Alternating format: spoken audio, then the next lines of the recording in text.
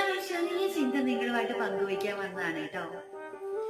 നമ്മൾക്ക് മരിച്ചുപോയ നമ്മളെ ഓർമ്മിക്കുന്ന ആൾക്കാരുണ്ടാവുമോ? നമ്മുടെ ഇല്ലായ്മയില് ഒറ്റപ്പെടുന്ന ആൾക്കാരുണ്ടാവുമോ? നമ്മളുടെ ശൂന്യതയില് കരയുന്ന ആൾക്കാരുണ്ടാവുമോ? നമ്മളില്ലാതെ വരുന്ന അവസരങ്ങളില് നമുക്ക് വേണ്ടി പ്രാർത്ഥിക്കുന്നവരുണ്ടാകുമോ? ജീവിച്ചിരിക്കുമ്പോ നമുക്ക് പ്രിയപ്പെട്ടവരെന്ന് കരുതിയ മനുഷ്യരൊക്കെ ശരിക്കും നമുക്ക് പ്രിയപ്പെട്ടവരായിരുന്നോ?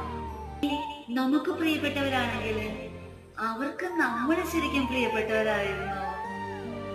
കൂടുതൽ ഒന്നും ചിന്തിക്കാതെ കണ്ണു അടച്ച് നിങ്ങൾക്ക് യേശു പറയാൻ സാധിക്കുന്നുണ്ടെങ്കിൽ നിങ്ങളിപ്പോൾ ജീവിക്കുന്ന സ്വർഗത്തിലാണോ?